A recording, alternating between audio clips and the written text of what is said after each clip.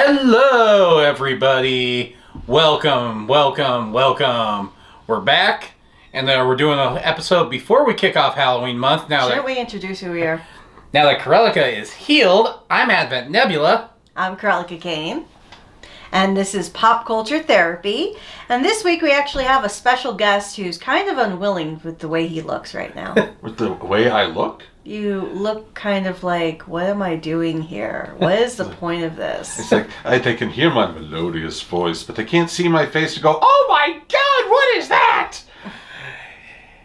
Yes, we have Silver Quill in the room with us this time. Hello! Yeah, he seems to be spending a lot of time with us, which I enjoy. Until I start talking. Never! It's until you start paying for meals that I say I'm paying for. You can say that, but the proof is in the pudding. Side note, we didn't order pudding. Now I want pudding, damn it. Ha-ha! So, I'll go buy you some. yeah, you probably would, but you buy the store out. That's a problem. Would you like the left side of Costco or the right?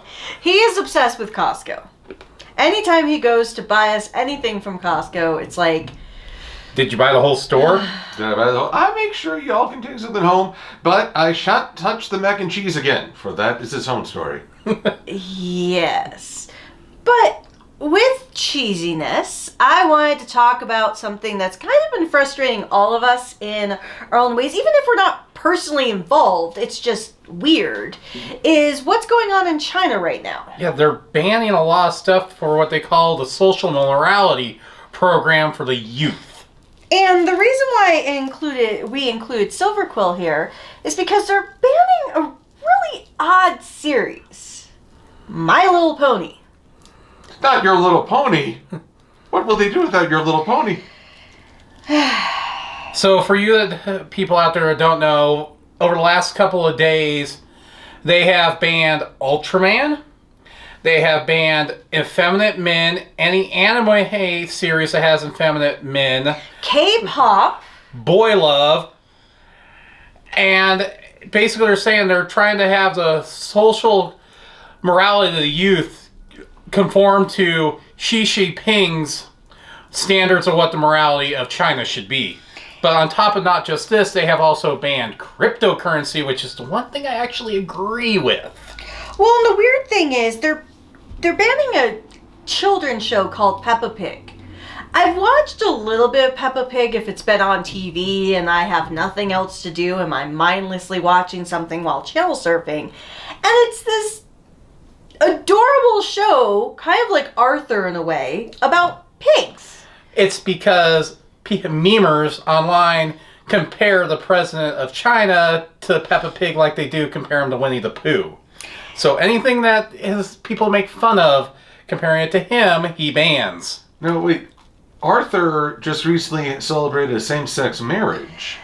Has that been banned from China? I don't know. That I don't know. And I was really surprised about that because when they're banning different things, it doesn't feel like there's a rhyme or reason. Because, like, for example, with K-pop, or even Chinese pop, which is C-pop. Is there D-pop? Denver, get on this. Make your own pop genre. We'll call it D-pop. But we have all kinds of... And with Chinese pop music, very similar to Korean pop music, they're very effeminate because they're trying to attract that very broad crowd.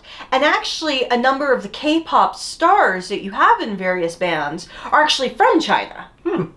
That's kind of... I did not know that. There's a few bands. One is called Shiny, that has a rotating cast of band members because they've been around forever.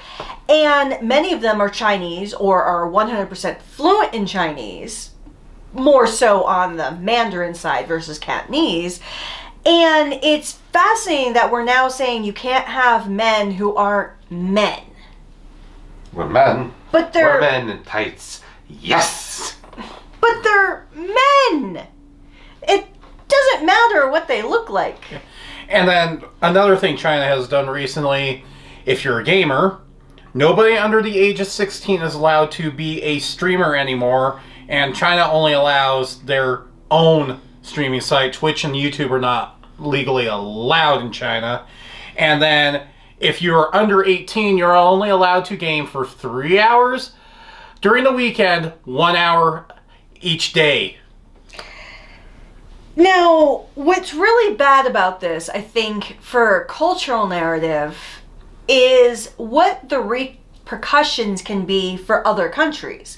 Because if you have China, which is one of our biggest nations, most populated nations in the world, how is this going to affect entertainment worldwide? Yeah. Because a lot of the movies that are made are being pandered to a Chinese market, which is now not going to allow a lot of the foreign movies. And I'm concerned because are we going to change the narrative of all entertainment that's like mainstream entertainment to ensure that we can capitalize on a larger audience? Well, then there's also the question of fandom. Because, okay, as a representative of the Bronies, I do not speak for all Bronies, but I am at least include myself amongst their ranks. Fair. When Corella told me about China, well, I learned about China's ban through online social media. But we talked about it last night, and she was wondering why My Little Pony, if they're banning violence and sexual themes. I showed her a screenshot of an episode that made a joke about body pillows. Because, as weird as it sounds, there are vendors who sell My Little Pony body pillows. It is one of the critiqued aspects of the fandom.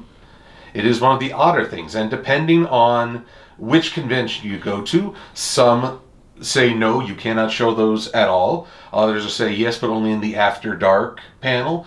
Some say, yeah, just go ahead. Well, yeah. It really depends, and I trust the convention to know its demographics. And to know its limitations. Yeah. That's not. Yeah, I'm not trying to police here. It is, however, an aspect, and the show made a very subtle joke about it. At least subtle enough to get by the censors. But when you say My Little Pony, it's not a hyper-violent show. No. It features maybe some play fighting, exaggerated violence, but honestly, that's always been a thing. There's always been some slapstick element. So, I have a proposition for the Chinese bronies out there. Let us create a new market. Forget the black market, that's old news. Now it's the pastel market. Now you have some back aliens. Oh man, you need some super chibi kawaii. Now forget that anime stuff, man. I got the good stuff. I got the Fluttershy right here. You get you some Fluttershy, you're gonna be adoring Squeen for weeks, man. But and I still, even with the whole body pillow thing, it was so incredibly subtle that if not for the fact, like, little kids aren't gonna get it. Little kids won't get it. And I understand that. It's like any show that has a large range of fan base, they're gonna throw in the subtle adult jokes only we're gonna get. SpongeBob. And it is an element of online. What is it? Rule 34? Mm-hmm. Yeah.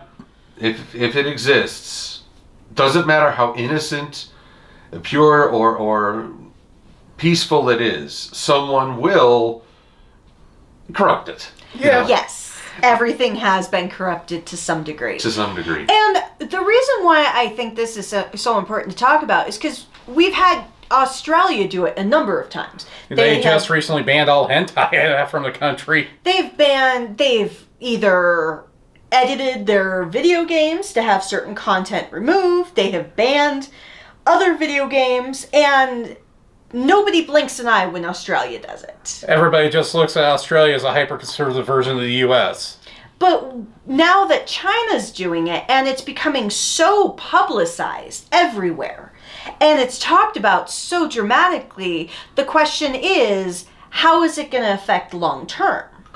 Especially considering they're the second largest media conglomerate in the world when it comes to consuming media. Well, honestly, even Socrates had something to say about this. Okay.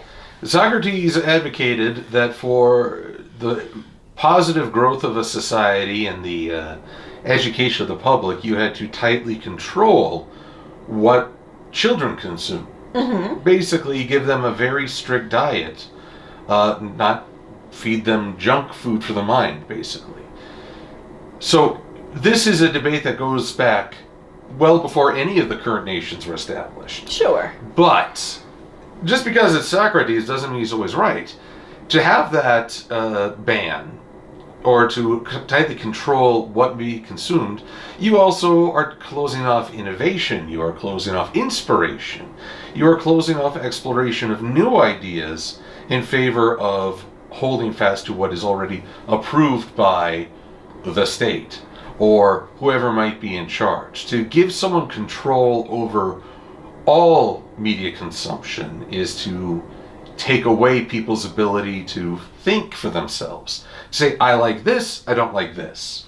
If you're saying you can only watch this, you can only like this, you're going to stamp out a lot of creativity. If, in fact, in the long run, I wonder if this might diminish China's own culture. Well, and that's what I'm very concerned about. That's what I'm concerned about too, especially when now every theater is required to twice a day show a Chinese propaganda film every day that supports the ideas of Mao. It's like, are they stifling cultural innovation? Well, sometimes it could be subtle. Last New Year's, the New Year's that didn't happen, thanks COVID. Oh, can I still say that? Thanks human malware. I was online with some friends, one of whom is from Russia. Mm-hmm. And he loves to watch on New Year's Russian propaganda movies. And they're much more subtle than I would expect. Usually, the main character, well, okay, at least in the cases I saw, is this bubbly, lovable guy who's in good with his community. One was a teacher. But they are approached by a handsome and dashing member of the state who needs their help to thwart these dangerous criminals. And the man in question, even if his life is turned upside down, by nondescript deity, he will be there for the country and the party, because he knows that it's for the best. You like the character enough, and the trouble he goes through, you don't realize necessarily it's propaganda. It's only when you take a step back and ask, is it? You start to see the elements thereof. So when you say that they make you watch Chinese propaganda, I'm curious how overt it is. I've seen a couple of Chinese propaganda films that have been made in the last few years. They're not subtle at all. They're not subtle. Okay, well, that might be... Well, if you think about it, even America still has its propagandizing, in modern films. American Sniper's probably the best example of a modern one on that. I'm even thinking of any of our movies that feature America as like the heroes of something. Independence Day. Well, exactly. Yeah. We're the police officers of the world. And it propagandizes that America is the place that everybody desires to emulate, even if it's not true. Yeah, we can subtly see and critique our own ones that we notice on, especially with Independence Day Resurgence, how crappy that was. Okay. Well, and I imagine other nations, their citizens, like your friend from Russia, probably does the same thing. When he watches the propaganda films, he probably sees the ridiculousness of some of their elements. Yeah, he has a good laugh at it. But I was curious to see. I may see more in 2022. Yeah. I don't know what we're doing for New Year's just yet. No, we don't have idea yet. But I've always found like propaganda films entertaining because it's a really good symbol of the narrative of the country. Like, what is the narrative that they're trying to spark? And I think with China really is that we're becoming such a global world. They're trying to shut themselves out. Well, in certain ways, I think it's a necessity to shut ourselves off in a way. Like, be global, but also don't be too global. And then there's what China's doing on the flip side with their Silk Road initiative, which is basically going into the Middle East and Africa and pretty much modernizing these countries, but at the cost of China basically owns the infrastructure in these countries.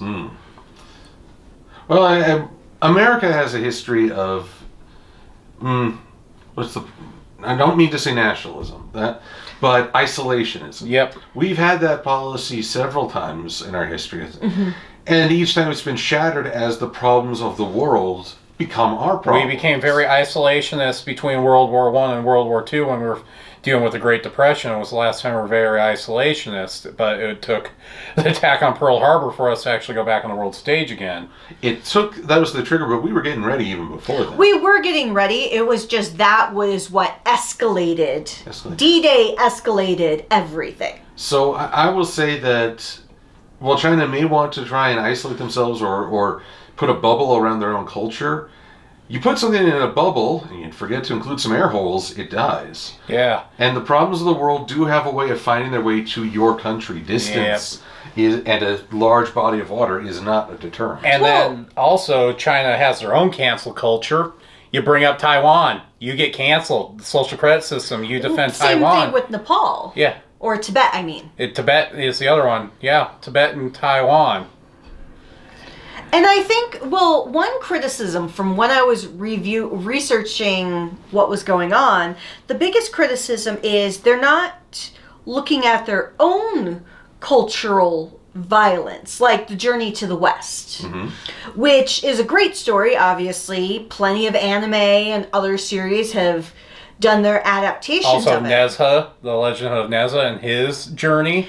And so there's the 4 core novels within China that are taught in schools, like how we teach like the American Independence Day and everything like that, how we teach that so heavily. They do the same thing with these 4 core novels. One includes Journey of the West. Nezha.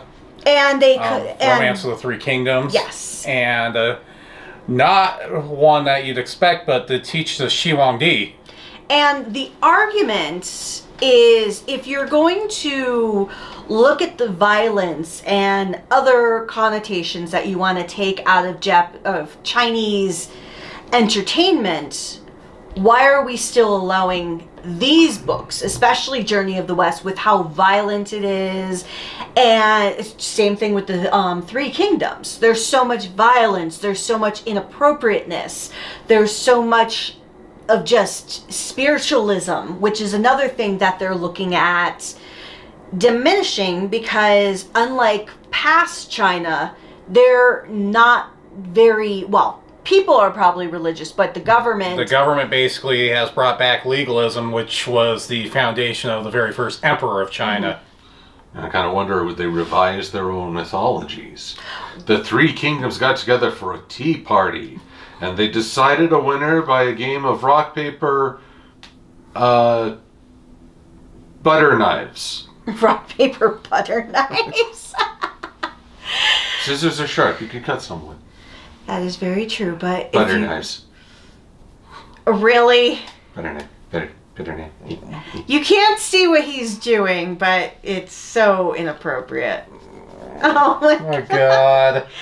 But it's a heavy topic, and I think it's just important to acknowledge, even from an American standpoint, while we don't personally have a stake in the game of what China does. Oh, I think we do. We do, because our media. Like currently, right, like today we don't, but what the ramifications will be down the road in the bigger picture is what's going to be very scary. See, I've always considered the American economy is always wary of China's industrial output. Chinese factories do provide a lot of stuff for here in America. We're dependent in many regards, I think. Well, that's very true. We are dependent, even though we're trying to go to more of a made in USA. We're trying to go back to revitalizing our factory system again. Well, we want to have the second coming of the Industrial Revolution. But I think the scariest part is what other countries may take from this. Russia's already been starting. Well, Russia's been doing it for decades. Yeah. They've just been doing it very subtly, where a lot of anime, different anime series cannot go into Russia, or And like we said... but Russian horror movies. Yeah. Yeah, and like I said earlier, Australia is just known as the Western world's more conservative version of America.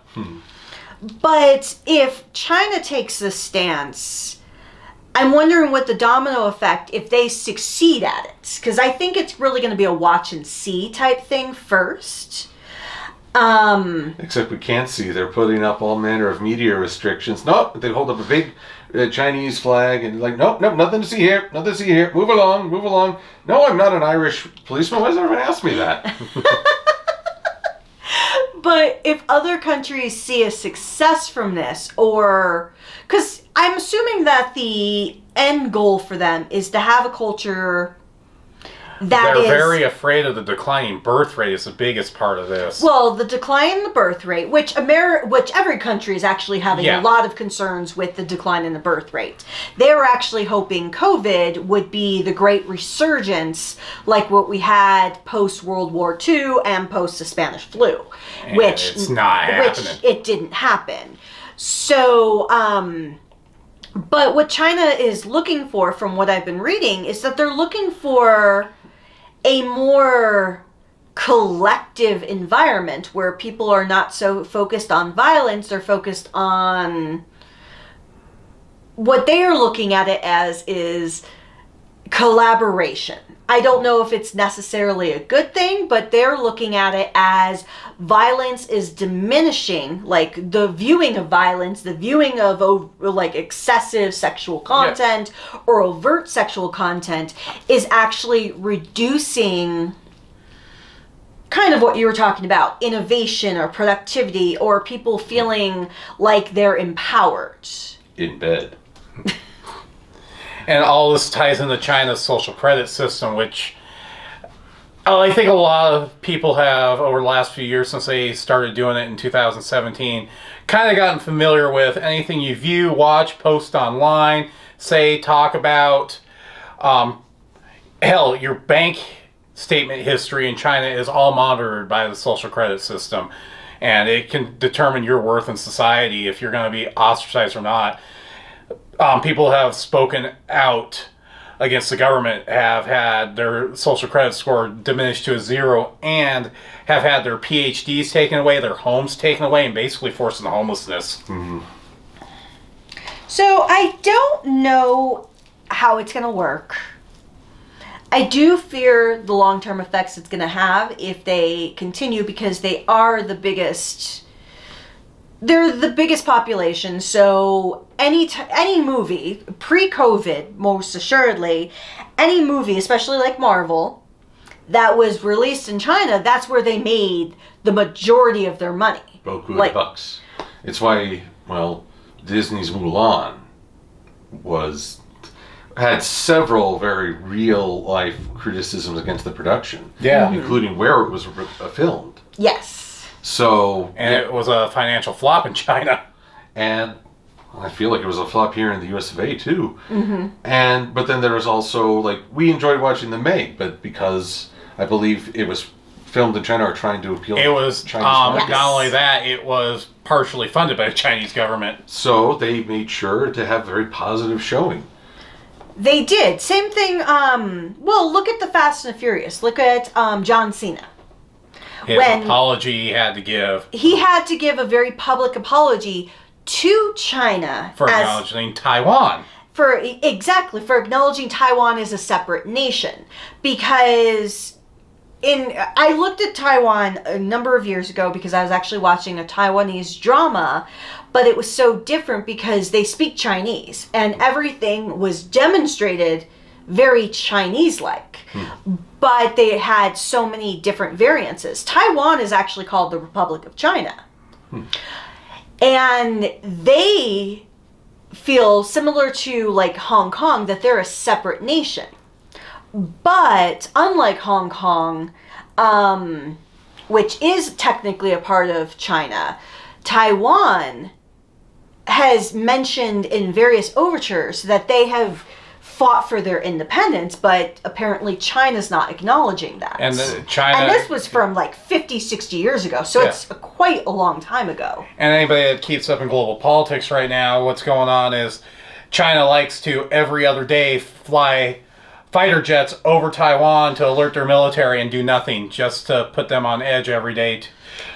And the challenge is when you have a country that does things like that, and they use it under the guise of communism. The reason why I say guise of communism is because the tenets that Karl Marx and Lenin created when they were developing communism is very different than what China has been utilizing. Yeah, China actually bans the teaching of Trotsky when his version of communism is most recognized around the world nowadays. That's why they banned My Little Pony. Because it made everyone all hot to Trotsky. Well, if you think about it, My Little Pony is an element of communism. The state looks after everybody. There's very little... Well, there's some financial imbalance, but no one is poor. No one is poor, and while you do have your leaders, the leaders... Because, at least the way My Little Pony does it, the leaders still have open audiences with the public. Yep. It's not like the public doesn't have access to them, which is a very common teaching of the elements of communism, because the leaders, while they have that power, are still level set to a degree with the rest of the population. That's why they banned My Little Pony. Because it was teaching people the real communistic manifesto. Everything looks good on paper. Communism and capitalism. I'm kidding. Oh, no, it's it does. Point. Everything looks good on paper, but when you get to the application... Human error is always going to play a factor. And there is no government system in past or present that has been able to account for human error. Well, that's the challenge of it all, is because it's the whole philosophy of absolute power. But again, I'm still so surprised they said, "Oh, My Little Pony, that's too violent." Well, when you include My Little Pony and Peppa Pig, like, okay, those are two series I would have not considered being pornographic, overly violent, overly sexual, or anything like that. Because, yes, the Rule 34 does work because you can corrupt anything, but at least the show itself is wholesome. Now, Ultraman Tiga, I'm still confused why they've banned that show. And they've banned not just that, but most of Ultraman has now been banned out of China. Well, Tiga has been the most prominent because I think that's... And Trigger, because of its being related to Tiga. But I don't understand those. But if they're going to ban those movies, they need to ban, or shows, I mean, they need to consider banning those movies then. When you come to like Fast 5. Fast and the Furious movies have made bank in China. They're like notoriously everywhere because people love those movies. I love those movies, so I can't argue. But in China, they've made so much money. Are they banned now? No. Well, that's where the confusion is. Yeah, they're still allowed. Huh. But at this moment, they're allowed because they're really just focusing on the television airwaves and video games and things in people's homes. And they're focusing mainly on media that's produced from Japan and Korea more than anything else. Or American. Some American stuff, but not so much. So... But we know it's going to roll downhill. Always. So I'm wondering, because like Shang-Chi has been banned. And Eternals because of... The supernatural elements. Not just that, but also the director, Chloe Zhao, her comments about wanting an independent Taiwan and an independent Hong Kong, being the Chinese-born. Yes, and Shang-Chi was banned because of the spiritual element. Even though it is a Chinese film... It was filmed in Macau. Has Sesame Street been banned? Not as far as we know. I have not seen that in any of my research. Because I remember when I was younger, Sesame Street did a trip to China. Well, yes, they did. And the only thing I could see it being banned for is that they're much more conscientious of LGBTQ. Which the Chinese government is highly against because it does not produce a population. Like, well, it all comes down to population numbers. Mm-hmm. But then also, I believe it's still an emphasis on sons over daughters. It is, but I think that's always going to be a flaw in the system as well, because... I mean, they do realize you can't have more sons if some people don't have daughters. Yeah, and they don't realize that there's 32 men for every woman in China right now because of that one child policy. Do you think they need to flip those numbers? And then guys will be all like, woohoo! Well, yeah, they can have their own personal harems. Now it's all reverse harems. Actually, think about that. Ooh, maybe Cruella should be taking over the leadership there. Yes, go forth, my reverse haremites! Reverse harems sound awesome. You already have one. The challenge with it, though, is, like, if you think on a population standpoint, you'd have so many individuals with the same bloodlines that it would stagnate future generations. Mm-hmm. So we'd have a redneck China? Yeehaw! On that note, this is our last podcast for non-Halloween, and now we will be going to fun Halloween stuff, or horror, which Silverquill is not going to join us on because he's a wimp.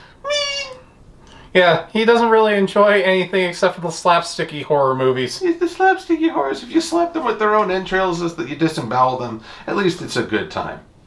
Like Willy's Wonderland. Well, that one, I mean, that's just like grape soda has never been so powerful. Oh, Lord. But thank you very much for joining us. Hopefully you had fun. I did, although you could see her clenching her teeth at me. You had fun, didn't you? But, now I've got to go work on this pastel market in China. The puns. Man, I got your plushies right here, man. This is good stuff, right? It's totally snuggleable. Yeah, so as we get into our fun time of Halloween month, and now that Krelika has pretty much healed for the most part, that's why we've had our break. Yes. We will now start with the Halloween month. And thank you for joining us, Silverquill. Thank you for having me. It's been good times. But hopefully better for China in the future. I hope so, because it's crazy right now. You need the ponies. You don't know it, but you do. They are. Well, I'd be curious how big the Brony fandom is in China. One never knows. Well, actually, one probably does know, but I don't know anybody over yonder. Closest Brony friend I have over there is in Malaysia. And there's another country that likes to censor stuff. As far as I know, Pony's still going over there. Just wait. Oh, I'll become part of an underground resistance. Oh, I can be the John Connor, and they'll send back a robo-pony to take me out. Ba-da-da-da-da. Ba-da-da-da-da. Friendship is magic. I think we know where he's going to be going with one of the sooner or later videos. Alrighty, oh folks. my god, I can't wait to see that. We'll see you next time. Bye-bye.